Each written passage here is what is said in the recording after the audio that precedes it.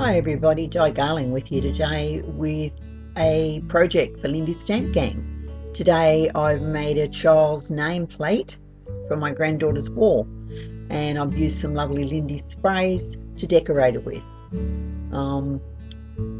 There you can see a little close-up of it, some nice textures, some pretty colours.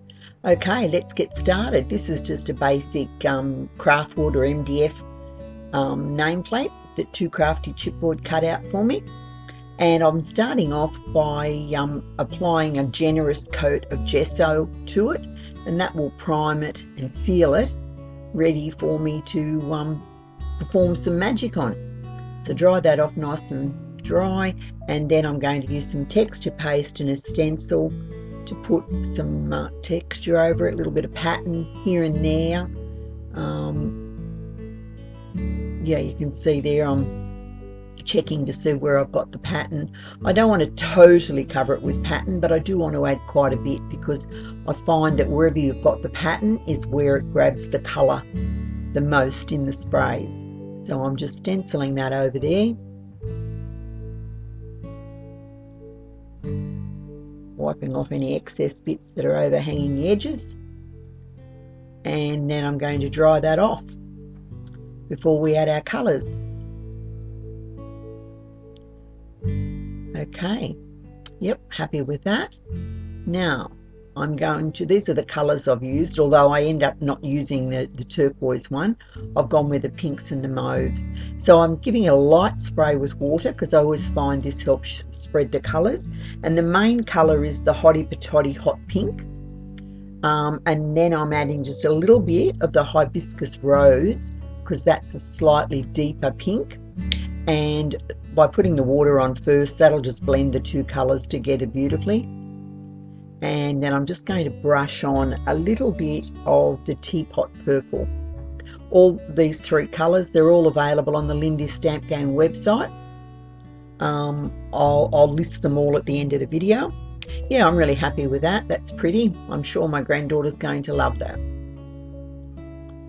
So I'll just dry that off. I was going to add a little bit of the turquoise. You could have if you wanted to, but I decided I was going to stick with the pinks and the mauves. I'm just going to add a couple of flowers, nothing much. I have already sprayed some of the purple ones with the Teapot Purple, and now I'm spraying a couple with the Hottie Patottie Pink. Unfortunately, I got out of view of the camera there, but you get the general idea. Just pop them on a bit of paper towel and give them a light spray. And then to lighten them up a little bit, I've just sponged a little bit of gesso on before I stuck them on, which is, I think, I'm just doing that there just to tone that down so it's not too big a contrast with the nameplate itself. Now I think I'm going to do a couple of pieces of chipboard too, a couple of little chipboard flourishes in some green, and I started off by gessoing those. Now I'm using Lindy Sea Mint Green, and I'm just going to add a tiny little bit of Drop Dead Gorgeous Green as well, just blending the two colours to get the right shade that I want. Just keep playing until you're happy with the desired colour. I just thought it needed that little bit of green as an accent. Now I'll dry those off. I mean, today's project, it's a simple little project, but I'm sure my granddaughter's going to love it. Okay, there they go. I'll just put a piece up there and a piece down on the bottom one. Yep, happy with that. I think the texture on the nameplate and the pinks and the mauves blended together just made a really nice backdrop for it all. Okay, I'll glue those on.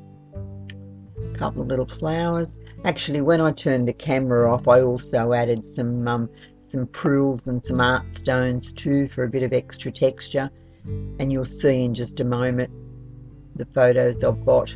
There you go, you can see I've added the prills and the art stones there just to give it a little bit more impact. And in that photo there you can see the texture quite well.